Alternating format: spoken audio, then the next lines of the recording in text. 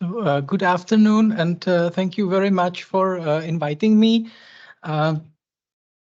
My topic concerns probably something that is most of interest of political scientists rather than lawyers, but I hope it will be interesting. I'm not a political scientist, I'm a lawyer, so I will try to keep it close to the way probably lawyers would look at the topic. As has already been mentioned, I work for the Czech Senate, so I will be concentrating mostly on the national parliamentary side of providing legitimacy to the decision-making of the European Union. But we have to look at it in context, in the whole picture. We cannot abstract from the other dimensions of this issue. So I guess you are familiar with the notions of input and output legitimacy. Basically, the input legitimacy is the direct democratic mandate to exercise public authority. The output legitimacy, so to say, the input legitimacy is the government of the people and by the people, and the output legitimacy is the government for the people. So the legitimacy public authority gets from by providing beneficial policy results, by being effective in its activity. And the legitimacy of EU decision-making has for a long time been connected with the notion of democratic deficit of the European Union. I also think that you are aware of this idea. In the 1990s, it has been argued that the European Union, because it is not a state, does not have to be measured against the democratic principles usual in the national level. Mostly also because it does not, merely deals with technical issues that are not politically salient, and that EU policies usually do not have redistributive effect in the sense of economic redistribution of sources. So the notion of democratic deficit has for a long time been contested, and I think it may be still contested today. But at the same time, I think that legitimizing European Union only on the basis of the outcome of its policies is a thing of the past. It's impossible to hold on to this notion. Because EU policies clearly have redistributive effect and are very politically salient. We can see it in almost any crisis or topic that arises nowadays. So we need to discuss about the input legitimacy of the European Union. The question then is, what is the standard for the democratic legitimacy of European Union? Should we really try to impose the democratic principles held in the national states and the member states upon the European Union, or shall we simply say that the European Union is something else? Therefore, it's the way in which the democratic principle manifests in it is also different from the member states, and that we can't really overcome the democratic deficit as it is defined and perceived without making the European Union a state, turning it into a state. This is a question for debate. I don't have an easy answer, but I still think that if we want the European Union to succeed, we should not relax our democratic standards too much, because then it may bring some problems that I will talk about.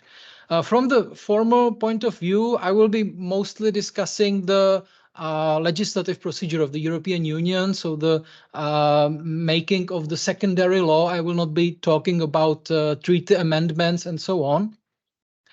And formally, you know that the Commission has a legislative monopoly, in fact, on proposing secondary EU law, and that the Council always gets to decide on the adoption of the secondary EU law, either by unanimity or by qualified majority.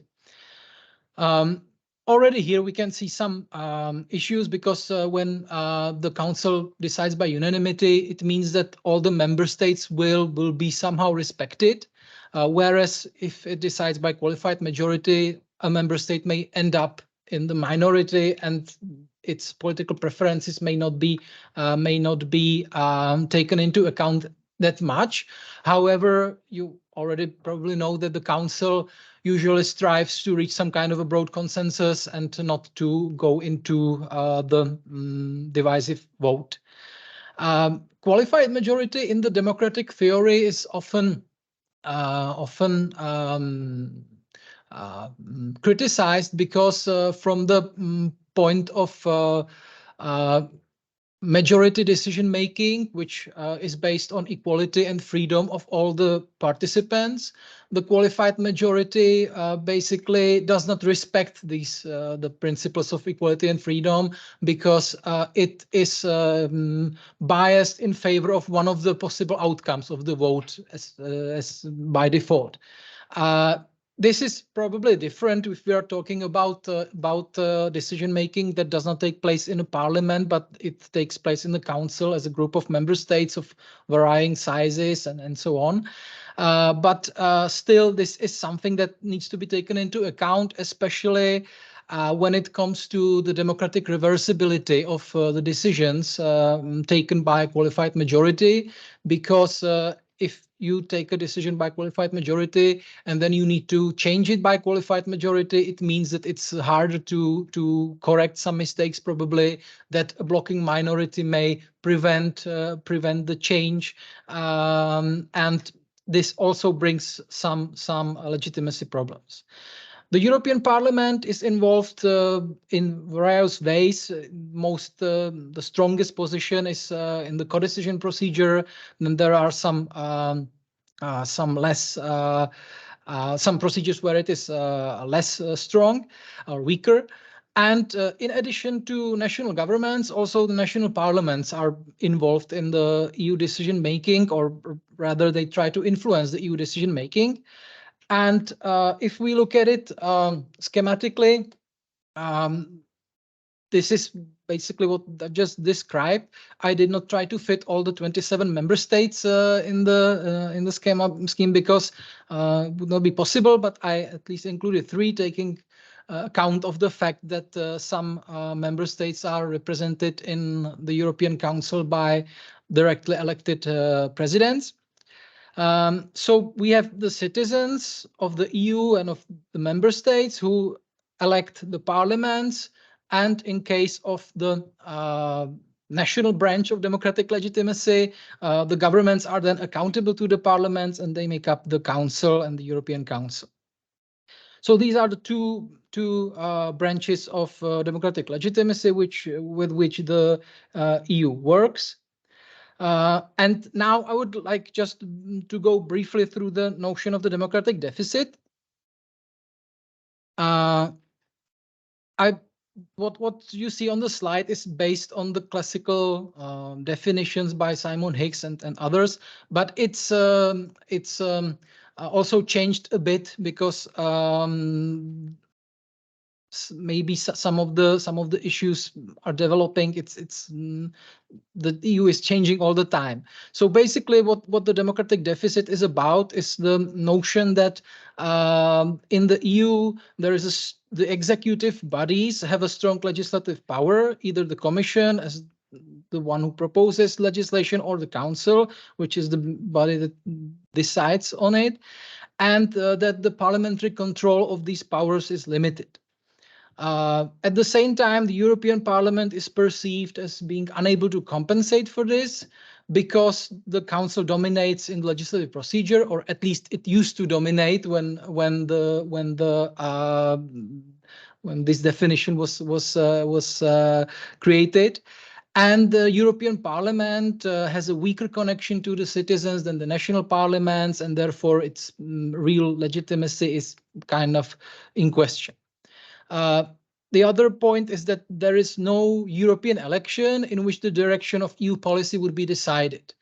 This is mostly based on the idea that you obviously have elections to the European Parliament, but then you have just loosely connected European political parties, and these form kind of a great coalition in the European Parliament. So the results of the elections do not really translate into great shifts of the policy. And even if they did, it would also matter on the composition of the governments of the member states. So there is no, as opposed to the classical view of the national democracy, there is no single election which will steer the policy into the direction that the citizens desire.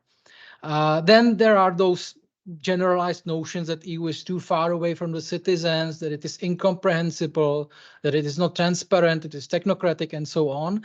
And the worry is that as a result, EU policies may not be supported by the majority of citizens and the majority of the member states. Now, you may say that this whole discussion is subjective to a great degree. You can think that it's a matter of perception, how serious these flaws of EU democracy are. You can also say that, for example, some of those problems may also be identified at the national level. You can replace European Parliament and national Parliament, and maybe you will see that it still fits. And I think it's true to a certain extent. It is a contested concept, I would say, still. However, what I draw from it is something that I think is generally there is an agreement about it, and that's that the political accountability of EU institutions is rather weak, and the shift of power to the EU then decreases the relevance of national elections. So it has some repercussions on the national level, because the national elections, which used to be the elections that shifted the policy in the member state, are becoming less relevant, because the governments that get elected are no longer able to do whatever they would want, even legitimately, because they are bound by the previous decisions taken at EU level and cannot change them. And this overall leads to a diffusion of political accountability, because then both levels are deficient, and if we strive to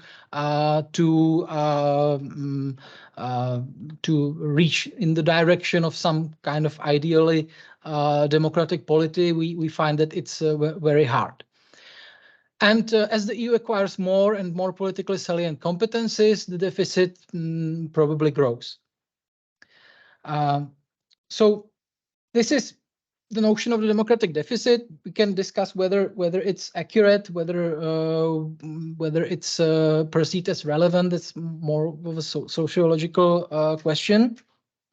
But I would like to now turn the attention to the effects of European integration on national parliaments, to demonstrate it on the institutions that are at least in one part of the democratic legitimacy of the European Union, crucial for European democracy.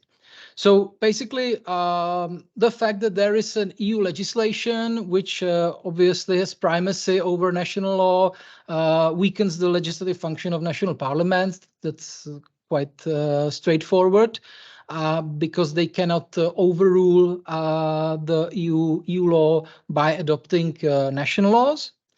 Also, the scrutiny of the government is weakened in the member states because the general scrutiny instruments that the parliament has against the government are ineffective against EU-level decisions. So if a government votes in favor of adoption of some regulation in the council, then the regulation is adopted. And even if you then express no confidence in the government, it will not change the result. So it's the classical instruments of by which the parliament controls the government are ineffective. Then obviously, if your government even is in line with the preferences of its parliament, but still it ends up in the minority in the council, then you can't really employ any accountability, any parliamentary accountability of the government, because it did what it was supposed to do, but simply was in the minority, and you have no instrument to control it. The more general problem is that there is an information asymmetry between the governments and parliaments when it comes to EU affairs, because the governments are directly involved in the dealings of the council, and the parliaments are basically they need some instruments to acquire the information, even to be able to scrutinize the government, because it's the documents of the council, of the committee of the permanent representatives and so on are not public usually until the very end of the legislative procedure. So it's another problem which weakens the possibilities of government scrutiny. More specifically, also the budgetary function of the parliaments is weakened. I heard that you had a lecture regarding the Next Generation EU funds on Tuesday, so I will not go into that.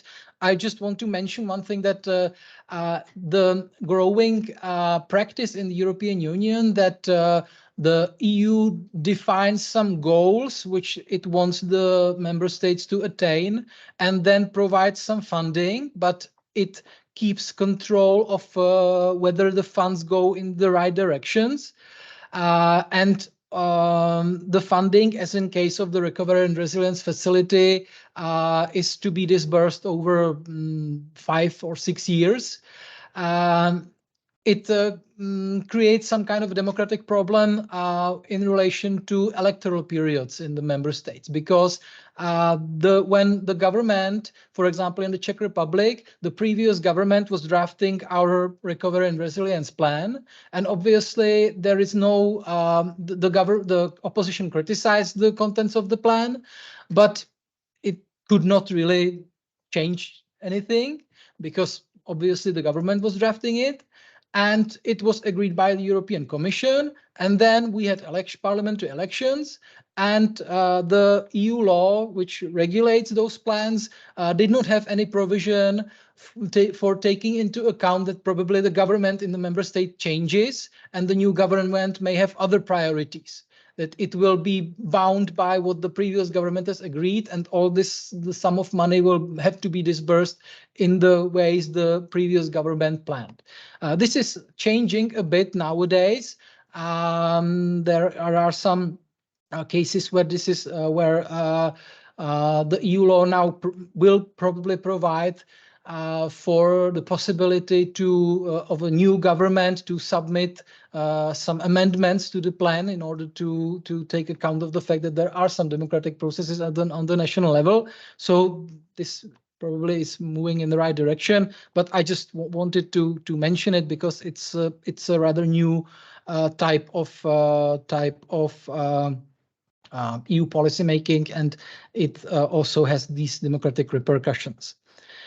As a result of the weakening of all those other functions I mentioned, the Parliament's main function as the legitimization of the exercise of public authority is also weakened, because if they are limited in their legislative power, if they cannot control the government effectively, then obviously they cannot represent to a full extent the electorate.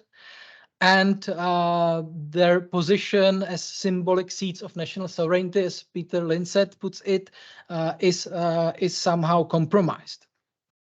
This obviously is a part of a broader trend of deparliamentarization of decision-making, which is not just a result of European integration. It's a much older trend, which also has to do with the technological development and so on. So I will not go into this, but just wanted to point out that it's not just that these types of problems are not only relevant when we are talking about the European Union, but they are also relevant more generally. And to some extent, they are obviously inevitable.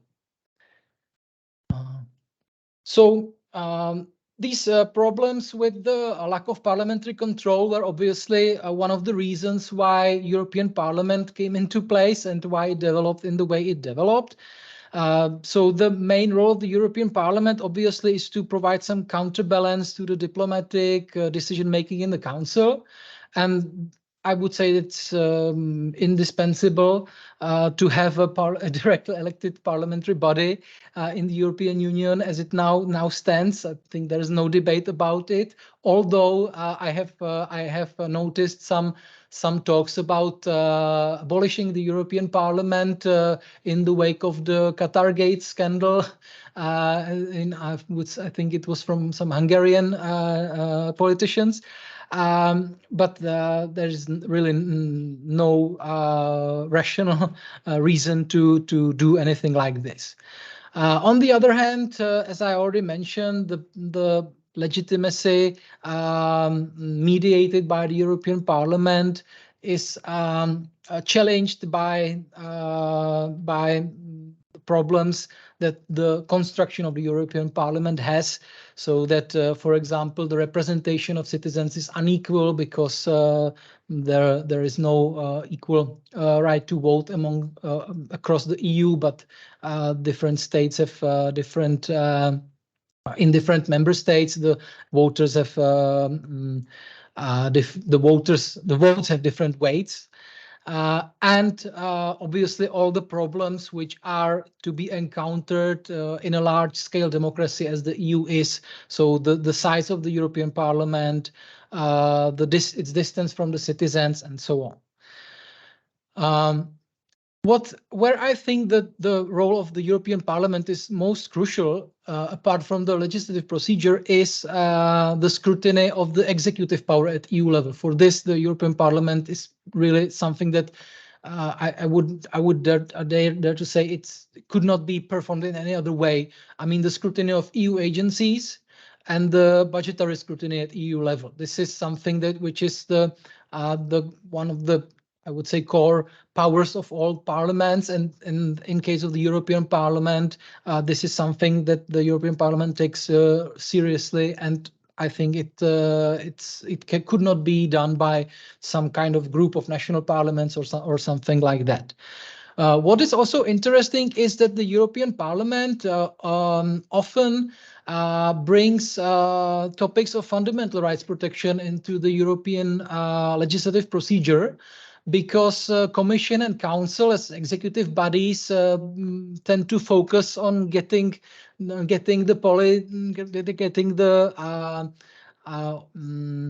political objectives done in the most efficient way, but sometimes they overlook the issues of fundamental rights protection in EU legislation, and the European Parliament has been the institution that brings those topics to the discussion and often contributes to steering the proposals in a more acceptable direction. And I would probably find many other areas where the European Parliament could be lauded for its contribution.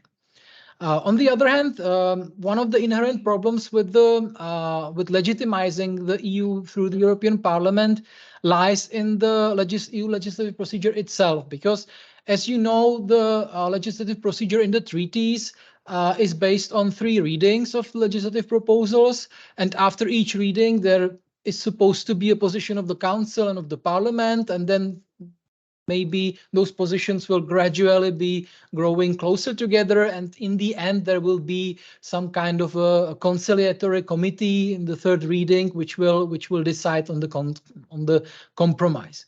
However, in practice, all probably 99% of EU legislation nowadays is adopted in the first reading, using something which the treaties do not foresee, and that's the institution of informal trialogues, which basically means that the Council starts debating the proposal, the European Parliament starts debating the proposal, and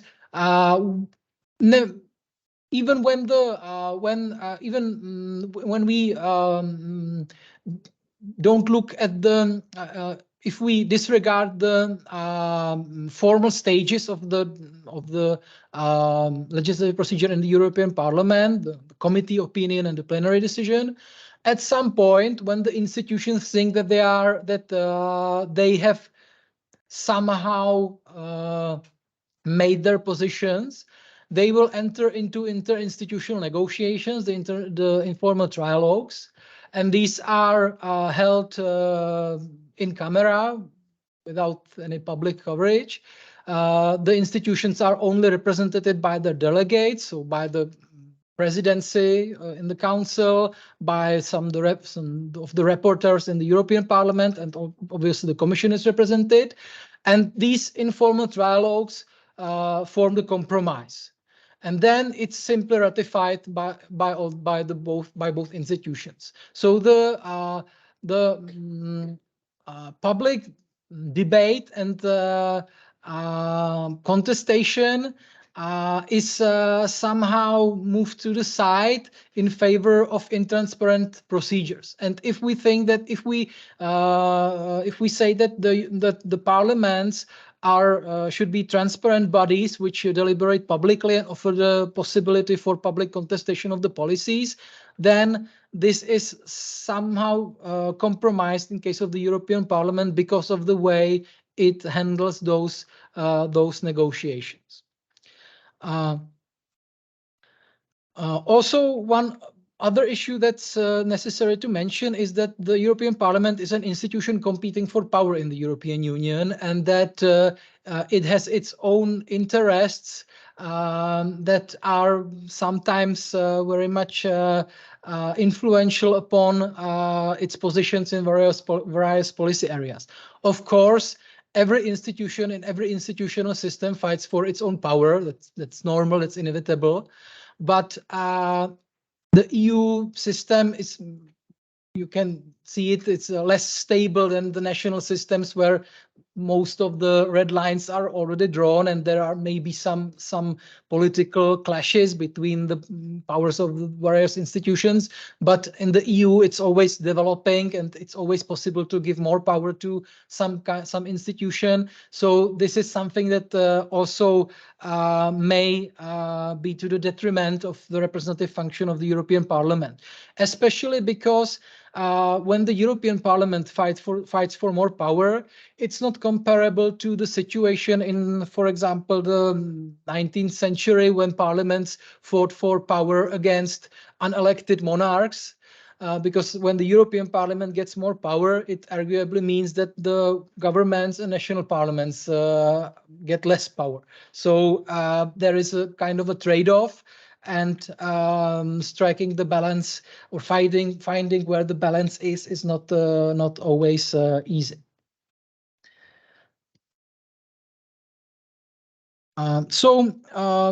As the European Parliament arguably is not the sole source for the democratic legitimacy of the European Union, obviously the question of involvement of national parliaments was discussed very early in the European integration.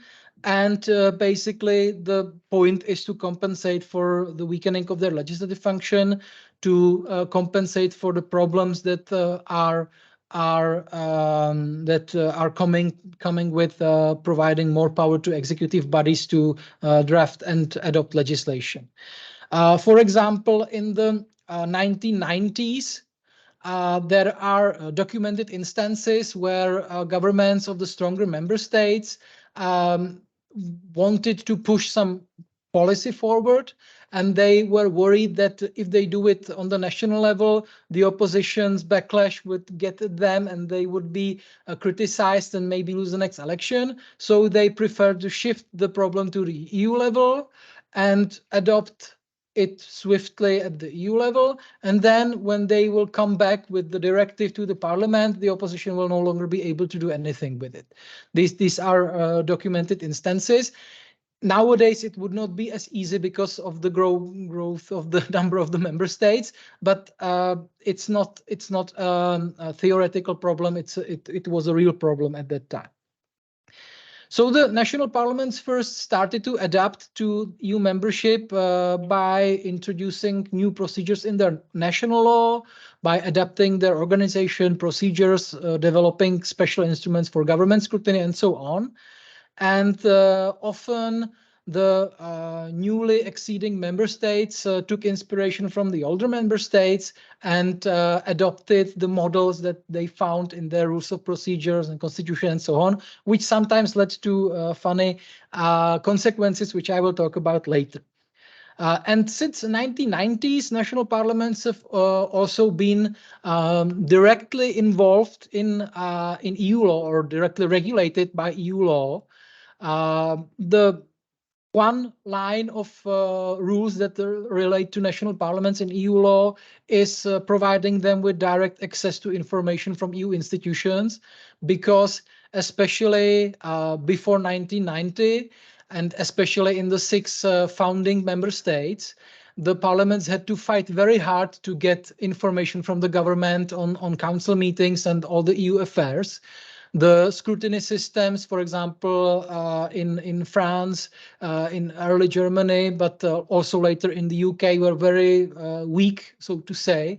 And this then led to the idea that maybe EU law can stipulate that some information will go directly from EU institutions to the national parliaments. Interparliamentary cooperation was also developed as a way to somehow get together the national parliaments and the European Parliament.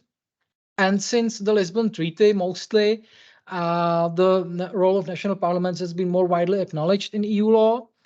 And also the subsidiarity check as an instrument of direct influence of national parliaments on the EU legislative procedure was introduced, which I hope you are a bit familiar with, but I will go into it later. So if we are to sum up if I was talking about how the EU law weakens or affects the functions of national parliaments, so now maybe it's time to say what are the roles of national parliaments in the EU, basically. From the formal point of view, we are not so generally it's to provide again some branch of the democratic legitimacy, but in the formal way, the national parliaments co-decide on EU treaty amendments. This is the thing that I will not go into, but it's clear that this is connected to the role of member states as masters of the treaties. Then they scrutinize EU legislation in various ways. The main way is to scrutinize the government's positions and scrutinize how the government acts in the council. Then there is the political dialogue with the European Commission, and then there's the subsidiarity check. And the third function, I would say, is the implementation of EU law by national legislation, which basically is just the fulfillment of an obligation of the member state. It's a function the national parliaments play, unless implementation of EU law is delegated to executive bodies on the national level. And there is some national discretion. There are some possibilities for the parliaments to, within the framework of the EU law that needs to be implemented, to select the policy choices, but mostly it's the fulfillment of obligations. So I will focus on the second point, which is the most important for the day-to-day democratic life of the European Union. So first, I will talk about the scrutiny of EU legislation with respect to the government. So the national parliaments usually debate EU legislative proposals when they are published by the Commission and when they enter the European legislative procedure. And they also debate the government's positions that the governments intend to take in the Council. For this, they need the access to information. So, for example, it's relevant how detailed information on the government's position do the parliaments get, whether it is provided in a timely manner or not. They need some time for scrutiny because it would be easy to publish a Commission proposal and adopt it on the Council on the next week, probably. So there is in the EU law an 8-week period that must elapse before the Commission proposal is put on the agenda of the Council. So this probably steers the parliaments towards scrutinizing the EU legislative proposals early after they are published by the Commission. So in the early stage of the legislative procedure. However, the main question and the main problem, I would say, of the parliamentary scrutiny is that in order to be effective, the scrutiny must be continuous because the EU legislative procedure may last for a year or even longer, and the proposal develops, it undergoes changes, and it's necessary if the scrutiny wants to be effective to continuously monitor what the government is doing. Some scholars differentiate between document-based systems and mandating systems for the scrutiny. The difference is that in document-based systems, the Parliament discusses the proposals as they are published by the Commission, whereas in the mandating system, the Parliament looks at the agenda of the Council and discusses what is on the agenda of the Council, which is in the later stages of the legislative procedure. But I would say that in practice, all parliaments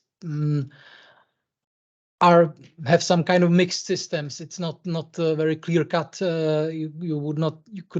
Can't really say that one of the parliaments only scrutinizes councils and other only debates the EU legislative proposals. The output of this kind of scrutiny is the Parliament's position on the EU Legislative Act and the position it takes vis-à-vis the government. This is varied a lot. There is a large diversity among the rules of procedure and among the Parliament practice. Some parliaments only issue non-binding resolutions with which the government can do whatever they want. Some of the parliaments have instruments that bind the government to some extent, and the strongest formally instruments amount to a parliamentary approval of the government's position for the Council. So the government drafts its position on the EU legislation, goes to the Parliament, and the Parliament has to either approve it or can modify it. The model country for this is Denmark, and it's an interesting story what happened there, because when Denmark was acceding to the European Union in the 1970s, the fisheries minister in the accession negotiations struck a very bad deal with the EU and or the European communities at the time, and as a result, the lobby from the fisheries industry in Denmark was very much displeased by the bad conditions Denmark got, and in order to prevent such a thing from happening again, in order to prevent this from happening again, the Danish Parliament introduced a very strict scrutiny system where the government has to obtain an approval from the Parliament before it takes some position in the Council.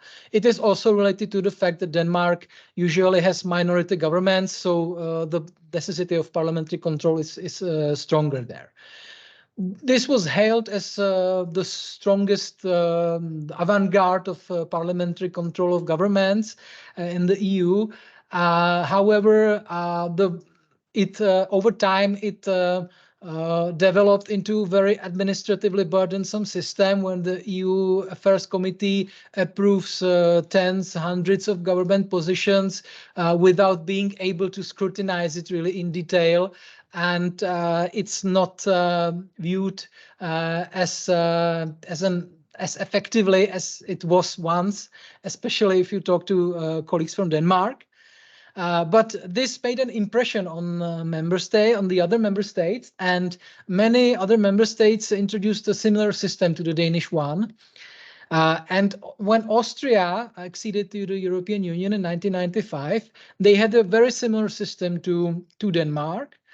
And very early on, a situation happened, which is not uncommon in the Council, that Austria found itself in the minority, and the other member states were offering some kind of a compromise deal to the Austrian minister. But it would mean that the minister would not remain in line with the mandate he got from the parliament. So it was in the middle of the meeting, and obviously it was impossible to summon the EU Affairs Committee in the Austrian Parliament to change the mandate so that he could accept the compromise. So he had to decline it, and this resulted in Austria being outvoted and not getting the at least sweeter deal than it otherwise had got. So they were worse off than if the minister disrespected the parliamentary mandate and agreed with the compromise. And as a result, because this was also something that they did not want, the mandates approved by the Austrian parliament nowadays are very generally worded. So the minister actually has a lot of leeway in the negotiations. So the formally strong system has been watered down in order to allow the government some room for maneuver. So sometimes the outcomes of how some formal procedure is, why some formal procedure is adopted, and how it works in the practice are very interesting, and it's not always predictable. If we return to the transparency as a significant part of the legitimacy of parliaments, there is a similar problem in the national parliaments as the one that I talked about in relation to the European Parliament, because in many parliaments, when they are discussing the government's position, it's something that they do not want to reveal to other institutions, probably, or the opposition. So they do it on in-camera meetings in committees. So the parliament is informed of the government position and can debate it, but there is no public debate. The information is not publicly accessible, and this then again kind of limits the sense of debating the position with the parliament if it's not done in public, with the possibility for the opposition to publicly voice their concerns and so on. In some other parliaments, this is not the case, and there are debates that are public in committees or even in plenaries, and resolutions which are published as the output of the scrutiny. And this is more favorable to the role of parliaments as transparent places for discussion. But again, also it's more in the way of parliament of debates than in the way of the working parliament, as is probably apparent. So this is the main type of scrutiny that all the parliaments do. And now I will briefly mention the political dialogue with the European Commission, which is exactly what it says. It's a political dialogue. Basically, after the failure of the ratification of the constitutional treaty, the Commission invited the national parliaments to submit their opinions on EU documents and committed to reply to them. So this is what it does. It has no legal effects. Some parliaments, for example, the Czech Senate, utilize it a lot, but it's just talking to the Commission, and the Commission usually does not change its position based on the opinion it receives from the Parliament. It mostly, I think that for the Commission, the political dialogue mostly serves as an indicator of how the discussions in the Council will go, because usually the parliaments have similar opinions to their governments, obviously. Within the political dialogue, there has been an initiative you may have heard of called the Green Card, which basically was an idea that the parliaments could jointly send a letter to the Commission requesting it to take some action, not only to come up with new legislation, but maybe also to amend or repeal some legislation. It was hotly discussed at around 2013, 14, 15, but the results were not very good. Only one successful initiative that the Commission reacted to was actually undertaken, and generally nowadays I would say it's a dead initiative, and it was completely informal. It had no legal background. It's just some kind of a innovative way how to wage a dialogue with the European Commission. The instrument that is more effective, or should be at least more effective, is the principle of subsidiarity. And it's controlled by the national parliaments, or ensuring the compliance with the principle of subsidiarity. So I guess you have know this provision. These are the basic principles for the exercise of EU competences. Obviously, the Union can only exercise those competences that have been conferred upon it. And in areas which do not fall within the exclusive competence, the Union shall act only if and insofar as the objectives cannot be sufficiently achieved by member states, but can rather be better achieved at Union level. So EU level shall not act wherever it has the power to act. It only shall act where it is better suited to achieve the objective.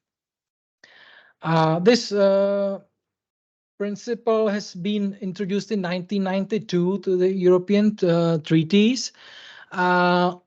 It's also mentioned in the preamble of the Treaty on the European Union, where it's connected with taking decisions as closely as possible to the citizen, which is the main idea behind subsidiarity in political philosophy and so on. Basically, it is a rule of EU primary law.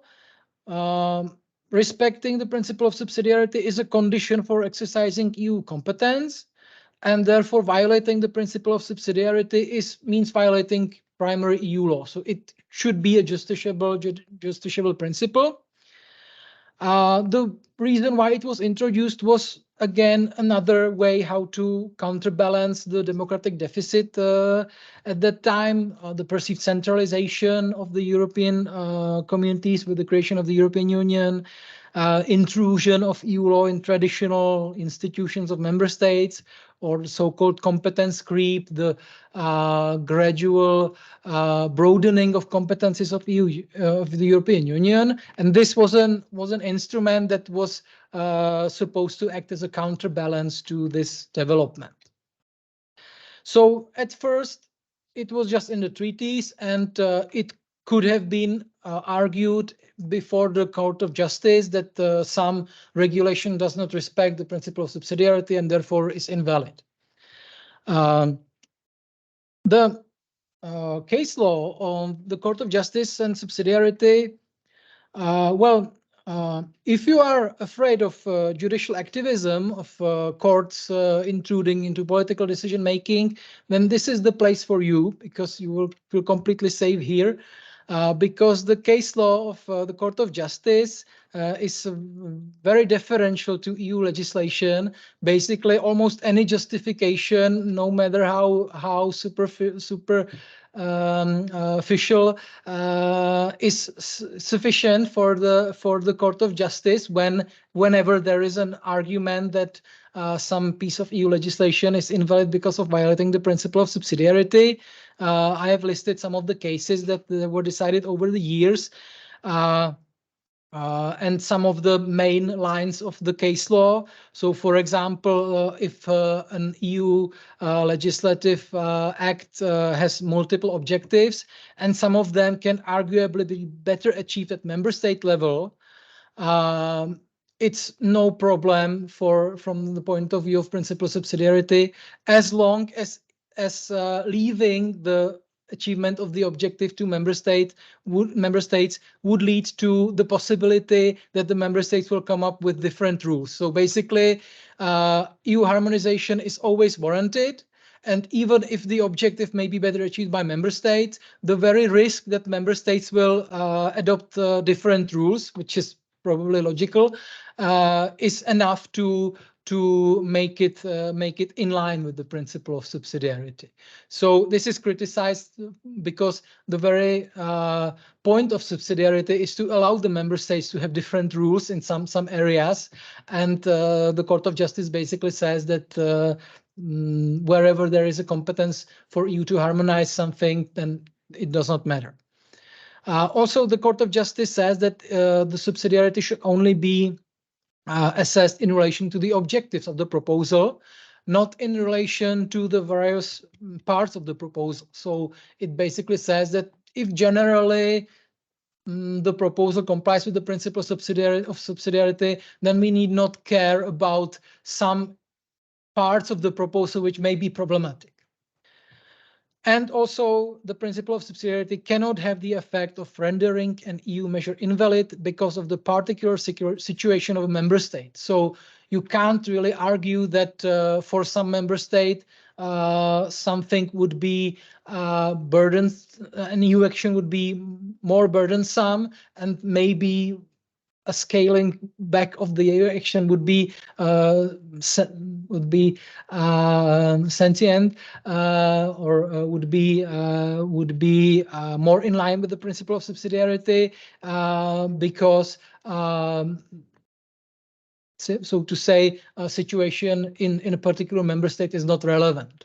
Yeah. So the Court of Justice definitely did not turn into an institution protecting the competencies of member states and the principle of subsidiarity. And this resulted in the introduction of the parliamentary mechanism for the control of principle of subsidiarity, the early warning mechanism, so-called, in the protocol attached to the Lisbon Treaty.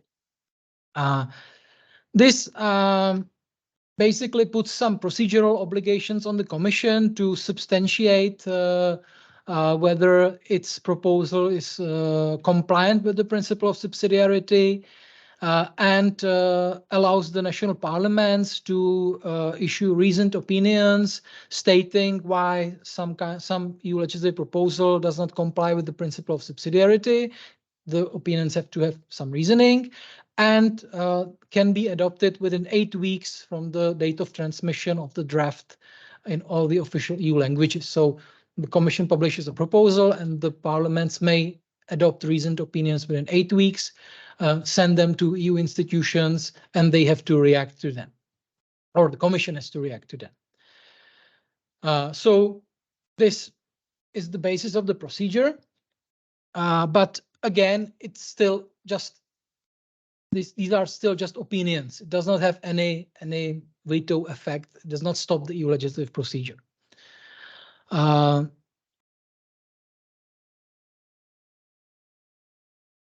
Then, to give it at least some bite, the protocol introduces the so-called yellow card and orange card. And I know that the orange color is not really orange, but it's the closest color I got from the PowerPoint. So I'm not stupid or colorblind. It's just what the technique allowed. So the reasoned opinions can be counted together, and if they reach some threshold, then they have some further effects. So each national parliament has 2 votes. So unicameral parliaments, reasoned opinion will count as 2 votes, and in bicameral parliaments, each chamber has 1 vote. And if the reasoned opinions represent at least 1/3 of all the votes, this means that the yellow card has been issued, and the Commission will have to simply decide whether it maintains the proposal, amends or withdraws it, and provide some reasons. That's all. If the reasoned opinions represented a simple majority of the votes, then basically, the wording of the protocol seems to be stricter upon the Commission, but I fail to see really the difference, because again, it's that the Commission decides whether it keeps the proposal or not and has to provide some reasons. The wording is a bit funny here because the Commission had to justify the compliance with the principle of subsidiarity in the very legislative proposal. So now it says that it will have to do it again. Yeah. And the effect of the added value of the orange card is that the European Parliament and Council may decide that the proposal is not compatible with the principle of subsidiarity, and then it means that it's rejected. So my question is, how many orange cards do you think there were since 2009? None, yes. And how many yellow cards?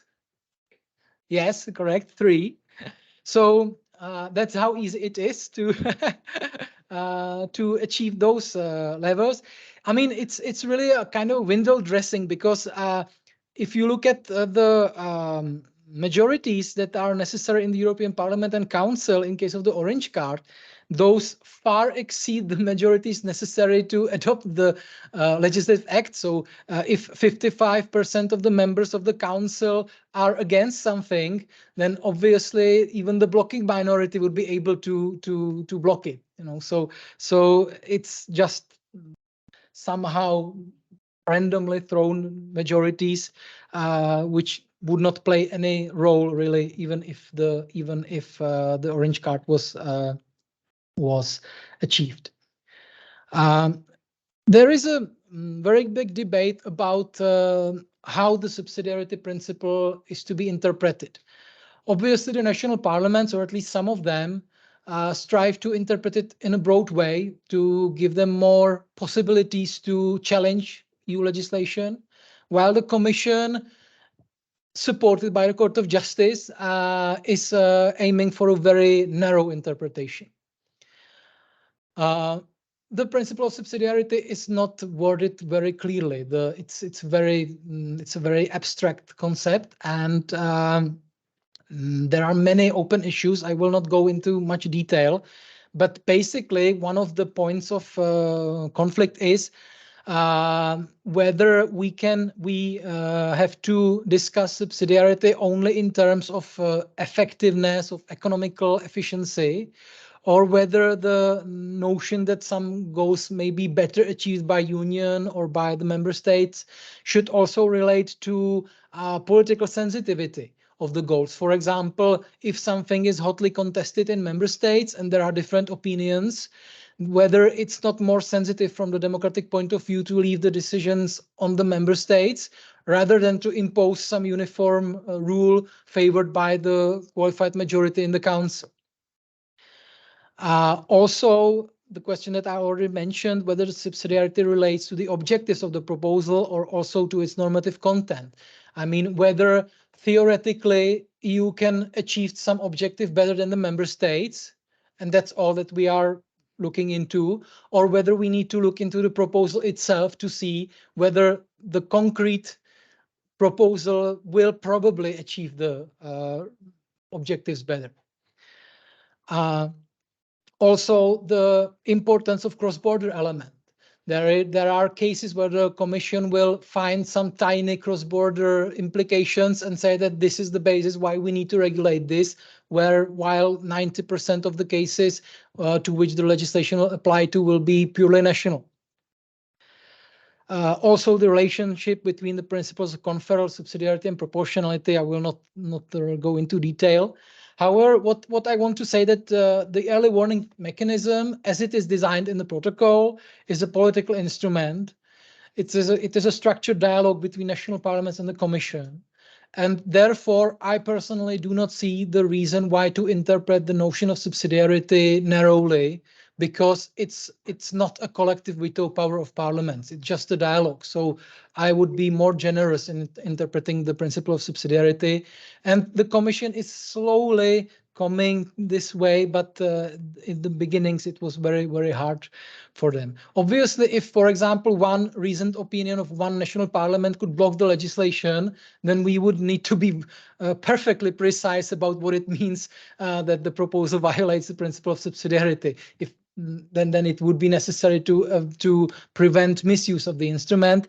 But as it now stands, it's not really possible to misuse it. It's just a procedure. To not only speak theoretically, I have some examples of the Commission practice. The reasoning of compliance with the principle of subsidiarity in the proposal for regulation on the fund for European aid to the most deprived. This is an extreme case. I'm not saying that all EU legislation and all the reasonings look like this, but it, I think, illustrates the general approach towards subsidiarity on the part of the Commission. At least it's gotten better over the years, but at least how it was. So what was the background of this legislation?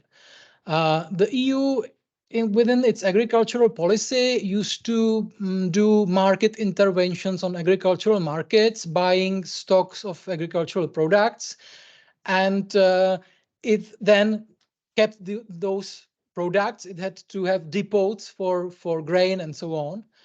And the question was what to do with it. It probably would not be wise to let it rot. The EU bought it. So they introduced a program where these products would be distributed among the most deprived persons, which makes perfect sense. It's quite logical. However, as time went on, these market interventions became scarce, became rare, and the EU no longer had the supply of the agricultural products to distribute. But probably the decision was made that we will not. It's not good to simply abolish the fund as it is. But we have to find some other way. So instead of distributing the grain, milk, and so on, we can distribute money among the poor people. So this was the reasoning behind this proposal. So keep the fund, but instead of providing material help, it will distribute money. And we could say that probably helping the poor with some kind of a limited EU fund is not the most effective way how to do it. The most effective way is local or then maybe regional, national, but redistributing money through the EU budget to then be sent to some specific persons is probably not in line with the principle of subsidiarity. At least I would argue this way. You can see the reasoning that was introduced by the Commission, that the EU action contributes to fighting poverty, which is a nice word, because if your objective is to contribute to something, then you will always be able to say that you are contributing, and everything will be in line with the principle of subsidiarity, because you can always make a contribution, no matter how small. And the only argument that I find at least a bit convincing is that the European financial support may help to catalyze action at national level. It's not the strongest argument, but it's at least something that I find that may be probably relevant. So this is how far the justification of the proposal's compliance with the principle of subsidiarity can go in the Commission practice. And for another example, I have chosen the Blue Card Directive, so-called, which is basically some kind of EU-level working permit for highly skilled third country nationals. It was introduced before this proposal was made, and it was a facultative instrument. The member states could have their own schemes for luring highly skilled third country nationals to work in there, or they could use the blue card as a harmonized instrument across EU. The practice was that the conditions of the blue card were probably not very attractive. So most of the member states used their own national schemes, and the blue card was not very much used in all the member states. The Commission came with the idea that the attractiveness of the blue card will increase if we forbid the member states from having their own national schemes. Then automatically they will need to use the blue card, and it will become the great EU instrument that the Commission strives for. And again, you can see how the Commission reasoned. In this case, it's not as clear-cut for me, at least, because I think that the argument that with a harmonized instrument, you can also harmonize the effects regarding the free movement of the third country nationals once they enter the EU market. Whereas if you have national schemes, it may conflict with EU law and may not really provide the member states with provide the third country nationals with as favorable conditions, I would say.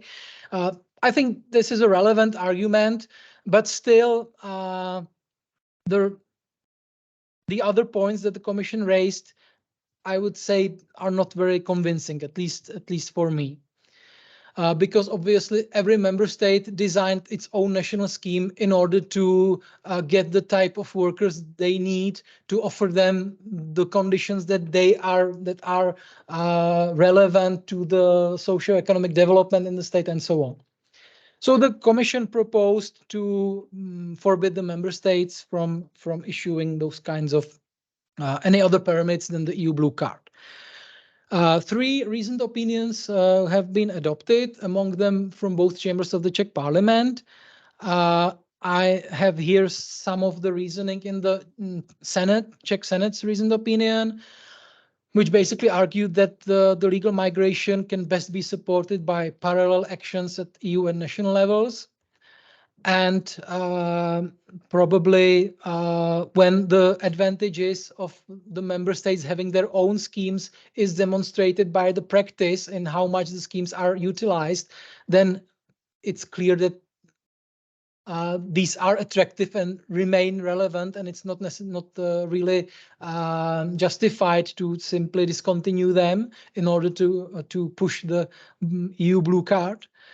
And also it argued that if the blue card system continues to operate in the unsatisfactory manner, then the member states will no longer be able to compensate for this by introducing their own national schemes. And also that the national schemes will not be some kind of social dumping, because they will still need to comply with the applicable labor and national standards. So the blue card was adopted about, I think, after like 5 or 6 years on negotiations. And in the final version, member states are allowed to keep their own systems. So it was kind of a victory for the member states who fought with the initial proposal. But it illustrates the problem that when the Commission comes up with something which is hotly contested then, and it takes a long time for the member states to reach some kind of compromise, then sometimes the ambition of the Commission turns back on it, because then they will not get the legislation adopted anytime soon.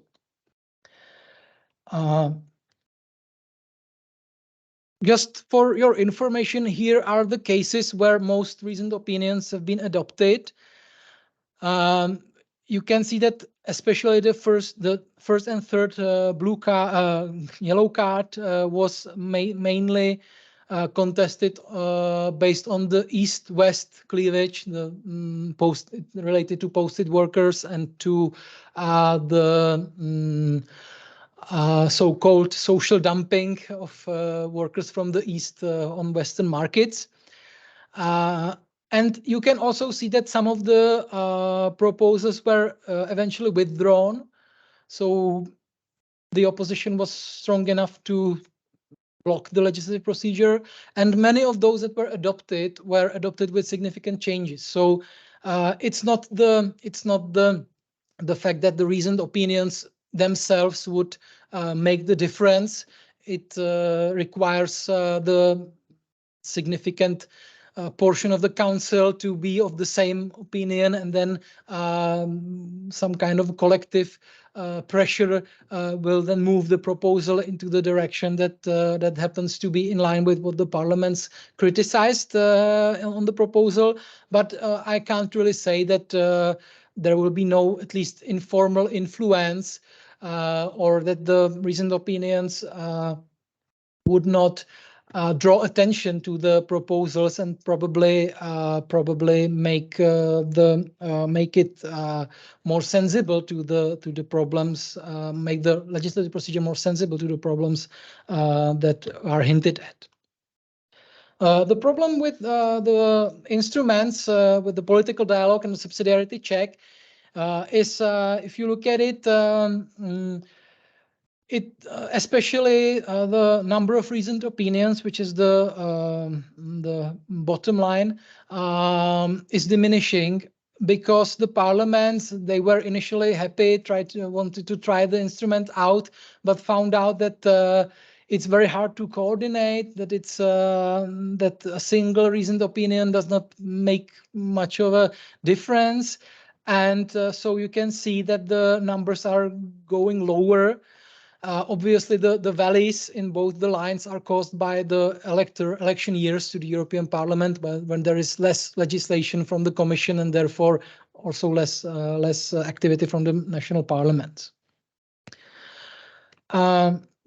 I have chosen the year 2018 as somewhat representative to show you that the participation of national parliaments is also uneven, and this is something that is probably complicating the notion of national parliaments as some collective legitimizer of EU public authority, because if only some parliaments participate, then it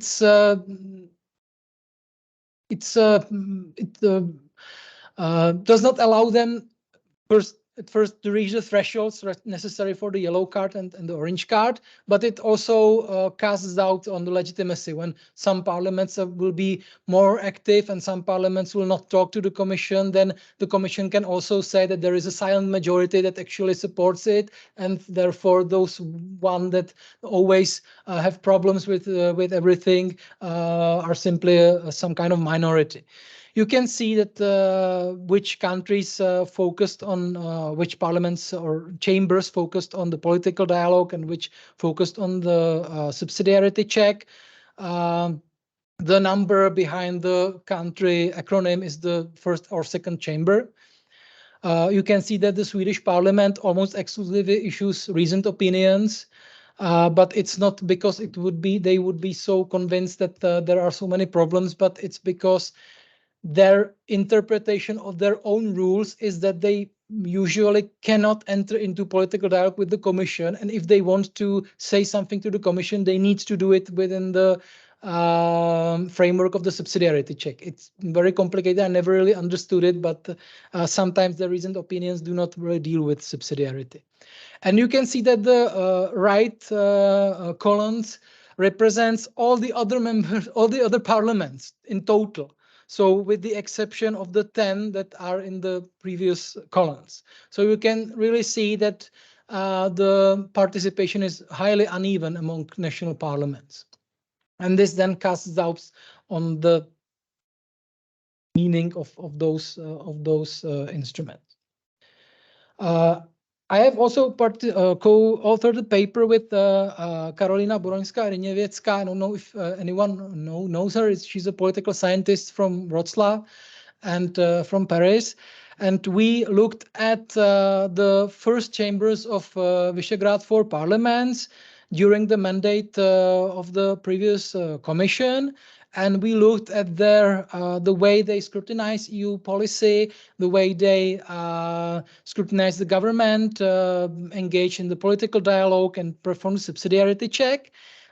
So just to bring some of the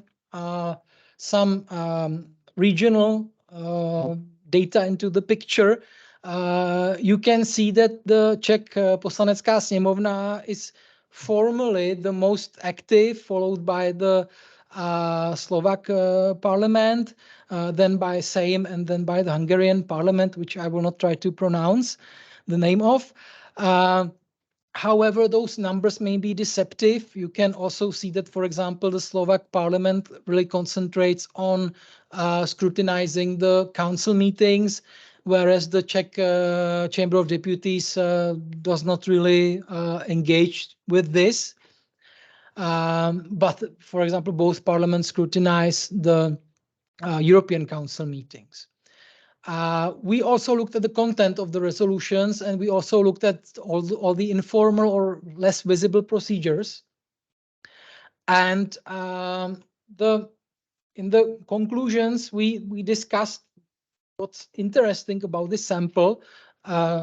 Keep it here, and that's that the V4 parliaments are particularly vocal about the need to release the untapped potential of national parliaments in EU decision making. I think in Poland there are many active members of parliaments who always argue for more power to national parliaments in the EU legislative procedure. But at the same time, we found out that the parliaments are not really making the most of the instruments they already have, especially if we look at the Polish and Hungarian chambers. Also, all four of the parliaments have solid formal powers vis-à-vis their governments, but these do not really translate into actual practice. Despite the fact that we can say that the Polish and Hungarian parliaments were dominated by Eurosceptic majorities, at least in the sense that they are contesting EU policy a lot during the time that we studied.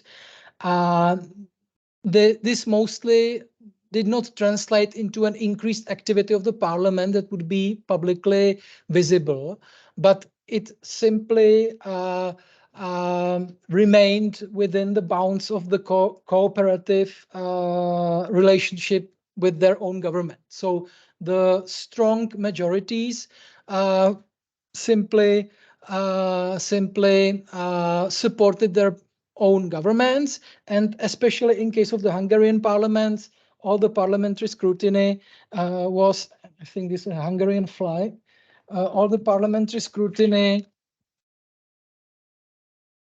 tended to concentrate in informal discussions with the political groups, with the EU Affairs Committee, and we were not really able to see any kind of transparent debate on EU affairs. It was more likely that the Hungarian MPs were the government MPs were simply briefed by the government, and no debate really followed in the parliament. Again, this is a natural thing. This is one of the points why even bother with including national parliaments in the EU decision-making procedures, because we can say that they will obviously support the governments, and you can't really expect that the parliaments will have different opinions than their own governments, especially the first chambers. But still, when it comes to coalition governments, minority governments, or some problematic moves by the government that even the governmental MPs may view as not very good for their own electoral prospects, the tools and instruments for parliamentary control may be very important and may offer a channel how to steer the government. We can see this a lot in the Czech case because the governments during the period covered were coalition governments with even a minority government at some point, and the EU Affairs Committee, which is the body which deals with all the stuff, was also headed by a member of a smaller coalition party and later opposition party. So it was more varied. But still, in all the parliaments, we found out that their opinions basically generally supported the government's positions. Even the recent opinions that were adopted, they were in line with the positions of the government. And there was a lack of any significant conflicts between the parliaments and the governments in EU affairs, which I think is an argument for not really hoping too much, putting too much hope in national parliamentary participation in EU affairs in parallel with the participation already secured at the council by their government. Where there were conflicts, it was mostly in the Czech case because, as I said, the political composition and the leadership of the committee was a bit different, and we also had the minority government.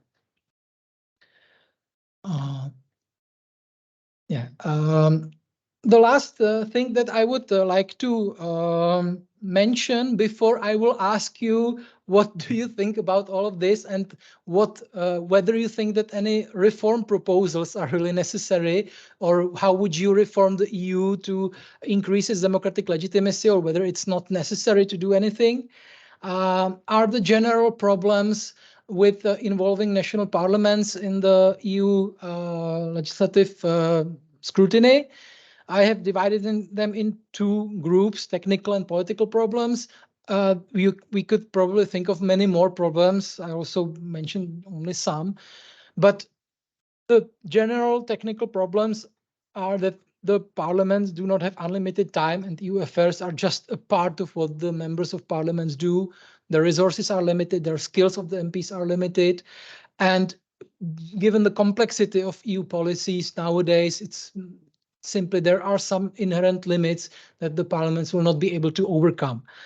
However, this can be somehow compensated by support from parliamentary administration, which is an important part of it, and ideally also support from political parties. This is something that we have a lot of problems with in the Czech Republic, because the political parties, I think they lack really some kind of systematic EU affairs experts who would be able to somehow steer the positions of the parties in the parliament, at least, for example, in the Czech Senate, and then it all becomes quite chaotic. Whereas, for example, in Germany, basically the scrutiny proceeds in a way that the experts of the groups try to reach some compromise, and this is then debated in the committee, and something is adopted, but it's more under control of the partisan experts. Also, the other problem is access to information at the later stages of EU legislative procedure. The trialogues are largely intransparent. If we are able to get some information, it's often late, and the situation in many parliaments is not very good, even with respect to the information rights that they have from towards the government.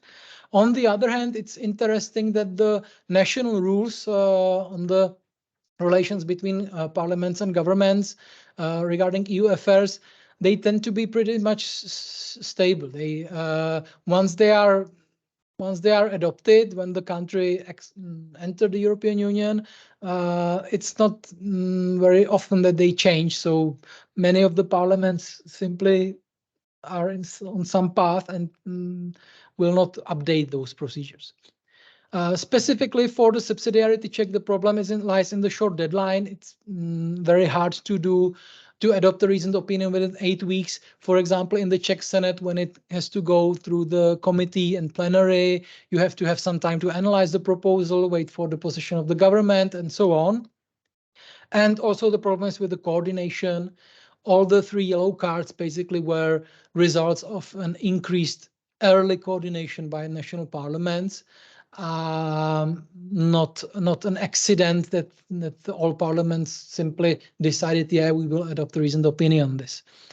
The political problems, they concern the perception of the MPs probably, because usually if you are in the EU Affairs Committee, it's not something that it's easy to sell to your voters. The work you do there does not have a very visible impact, and it requires learning some new things for many of the members of parliament. It's sometimes hard, and so it's, at least in the Czech Republic, this is not a very popular committee to be in. And unless the EU topics are somehow featured in the elections, then it's much more logical for the members of parliament to concentrate on other issues than EU affairs. And the other thing is that usually the parliamentary majority would shy away from criticizing its own government. So even if you have the tools to scrutinize the government, it would not be politically always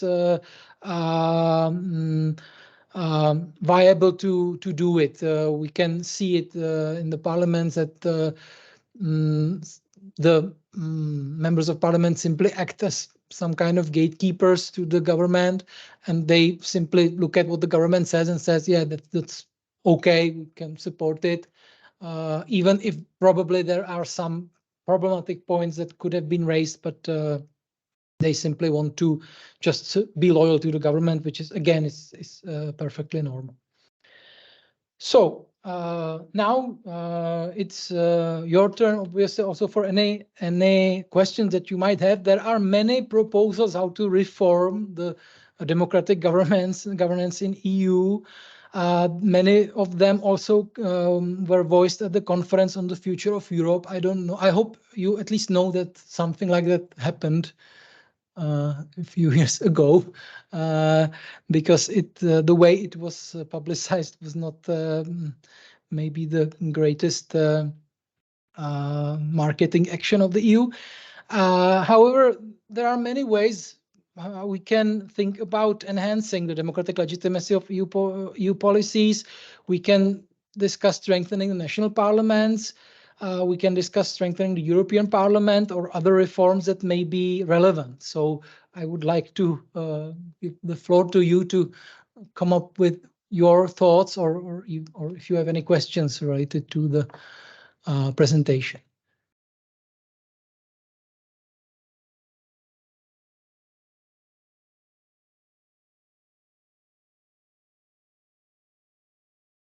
So.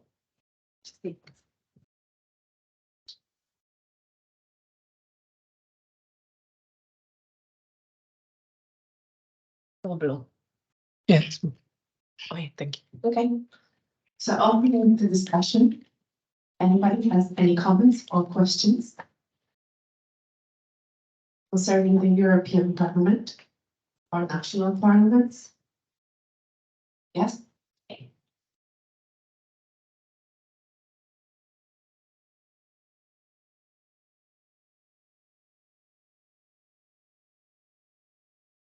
So, Doctor, I just want to say that, in my opinion, we should focus on strengthening the European Parliament and giving more power to European Parliament, and you should focus on direct contact between EU citizens and European Parliament members, or maybe even try to democratize the process of electing the member of council, even by general elections, maybe. You mean members of commission, probably? Yeah. That's the I mean, most straightforward thing that you could do, because the argument can be that if you increase the powers of the European Parliament, then naturally it will be under more and more scrutiny, and somehow the European public space will develop and so on. So that's probably one of the more viable options how to do it. The problem that we can see a bit is that the European Parliament is also at certain times susceptible to lobbying. You know, it's easy for the great companies to focus on the Commission and the European Parliament. And if you weaken the Council, where probably the multinational companies and so on will not be able to be as effective because you will need to convince all the governments, then this may probably help with some kind of informal influence in the EU legislative procedure. So yeah, it would be a bold step to increase the power of the European Parliament, not without its risks, but probably it's how it's destined to be. And regarding the direct election of members of European Commission, that's you probably are aware of the of the Spitzenkandidaten initiative, the informal candidates of the parliamentary groups to the post of the President of the European Commission, which then in turn was blocked by the member states who wanted to choose their own people, at least in the last run. But previously, Juncker was appointed the President of the European Commission. The problematic thing that I see here is still that we would probably not be able to somehow equalize the weight of the member states, because in 2015, Martin Schulz from Germany was running as the social democratic candidate for the Commission president, and he was German. And in the last part of the campaign in Germany, he had billboards which said, "Elect Martin Schulz so that we have a German president of the European Commission." In order, so how would, for example, someone from Malta or Lithuania be able to win the votes in Germany? Yeah, thank you for.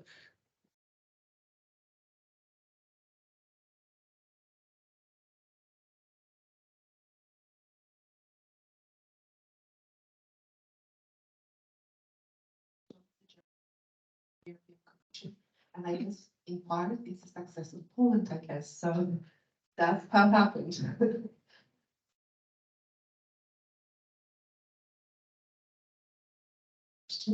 Would anyone think that it's sensible to somehow try to strengthen the national parliaments at all, or is it just better to let it rot?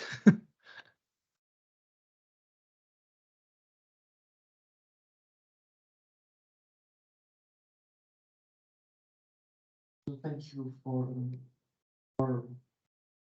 and I want to say that if the EU managed to not only stops on the yellow and orange card and go to the red card, but if it was based on the blocking minority, it will strengthen the parliament, because now the majorities are not matched with the legislative procedure, and it didn't give it power to make any changes. So because now the cards, we can say that do nothing in the most cases, because there are too less of them, and even the most of them that will do nothing too, because the Commission didn't have to hear it, or because even if it hurts, that it only sets more arguments from Commission and that's it. Yeah, that's true. That's one of the proposals that's being discussed a lot. The closest that you came to introducing the red card was when, before the Brexit referendum, there was the proposed new settlement for the UK if they vote to remain. And it kind of tried to solve some of the problems with the current yellow and orange card, but I would not say very convincingly, because, as you say, if you look at it, it required a qualified majority of parliaments still, not a blocking minority. And at least it tried to extend the deadline for submission of the reasoned opinions. Nowadays, it's again mostly voiced by I would say Polish MPs. we would need to be then very strict about what kind of arguments count as relevant, because there are cases when the reasoned opinions are not really reasoned at all, because they are product of some momentarily hysteria of the parliament. It even happens in the Czech Senate. And so we would have to be strict if we give this kind of power to the national parliaments. But it would dispel one of the problems that I always have with the Commission's and Court of Justice's interpretation of subsidiarity, because usually it's not the case that the Parliament thinks that the whole proposal violates the principle of subsidiarity. It's usually some part of the proposal which can be modified or removed from the proposal, and then the rest would be acceptable. So if we introduce some kind of red card with the obligation to modify the proposal, it would not necessarily mean that the proposals will be all blocked and vetoed, but simply that probably they will be given more consideration. Yes. Thank you.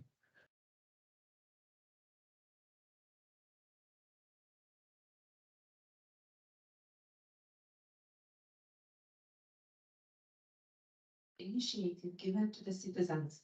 And since 2009, we have like a citizen initiative in the European Union. So for example, 1 million citizens can give proposal to the European Commission to adopt any kind of legal regulation or directive. And as I recall correctly, from 2009, we had already like 8 successful initiatives.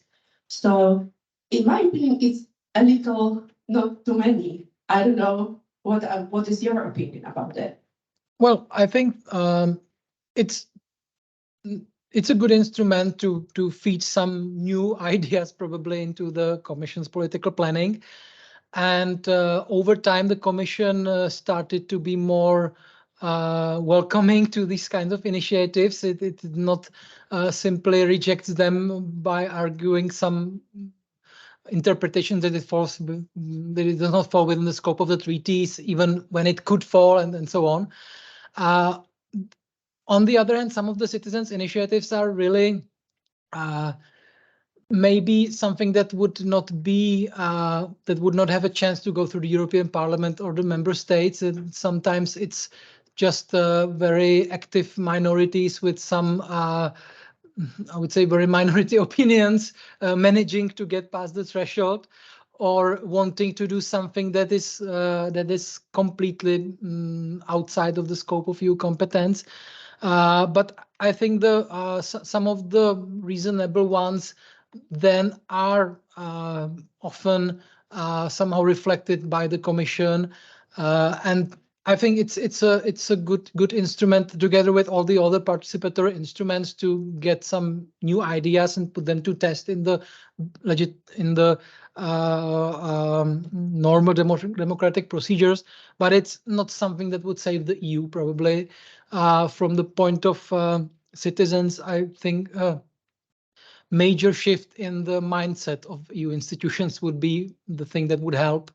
For example, if the Commission did not concentrate so much on political marketing as opposed to honestly explaining everything and not trying just to sell it by using some nice words, that would probably be something that would be conducive of the democratic discussion in the EU.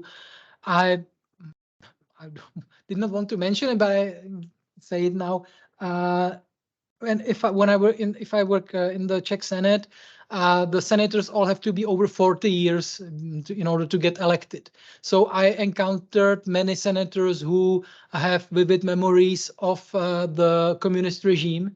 And I have heard many times when they came as new senators to the European Affairs Committee and they read some political documents by the Commission, that they said, "Oh my God, this looks like some kind of Communist Party documents from the party Congress. It's panel language. It's doesn't make sense. Everything is better, stronger, but there's no substance." And this is something that's probably perceived very differently across across EU, because in some member states this is something that's the normal mode of communication. The people are expected to have it to have some kind of professional marketing communication from the politicians, but this is again something that would probably be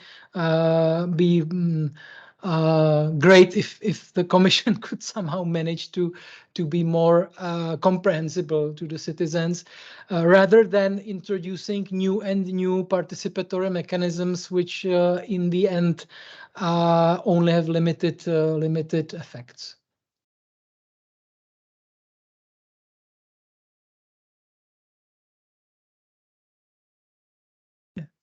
Yeah, this.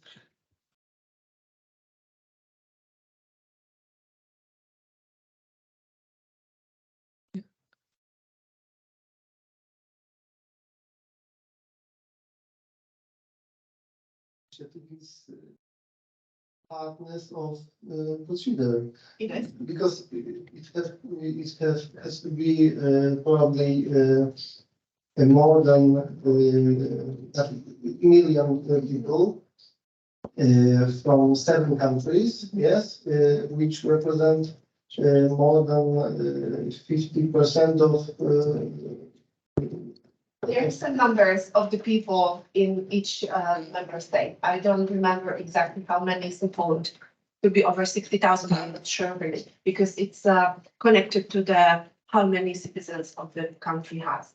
But also, as Dr. Grinc, he's also right, because those initiatives are strange. For example, about glyphosate, about animals, protecting animals, then about access to the water. So they are like there's also more strange ones, but I just get that 8 of them got the threshold of million votes. So they actually went through, not all of them, I remember went like through the commission and commission accepted them. Some of them only, I'm not sure, I think the glyphosate one probably went through, but I'm not even sure. So that could be the problem also. Yeah, but some of them are partially reflected, like the right to water and so on. Yeah, only 8 It is like successful ones. So it doesn't work properly, I guess. yeah, probably. Yeah. There was a question from a colleague around here.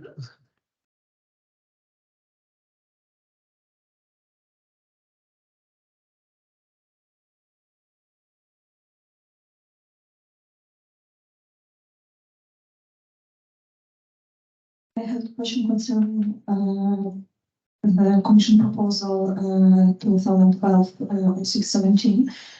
So firstly, in which way the Commission checked the ways the money was spent by the recipients? Well, I'm not really sure of the details. It was mostly like then the management was necessarily decentralized. The level it was basically money for immediate material help, like buying some basic needs. But still, the problem is that you can do it effectively without going through EU budget, probably. And I'm not sure the proposal has been changed a lot. And nowadays, I think that the fund does not exist anymore. But yeah, but I'm not really sure about the details. The point just was that they replaced the goods that they had acquired with money just to keep the fund going. So.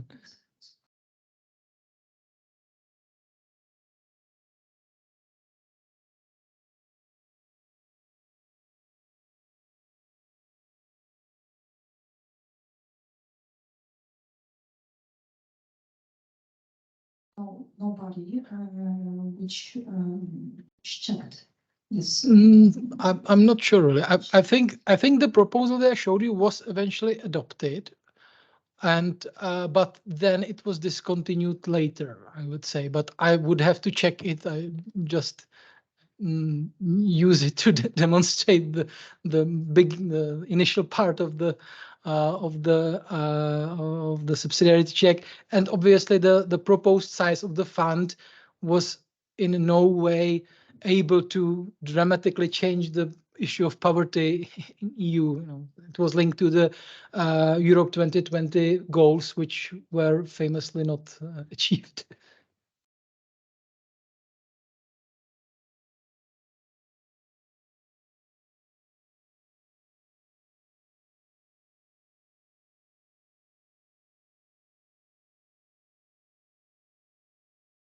What was this amount of money equal for each person, or I can't really say, but it was mostly, I think it was mostly money that would go to organizations to buy material for those people, not like direct payment from EU to citizens. But I'm not really sure about the details. I would have to look it up in the proposal. So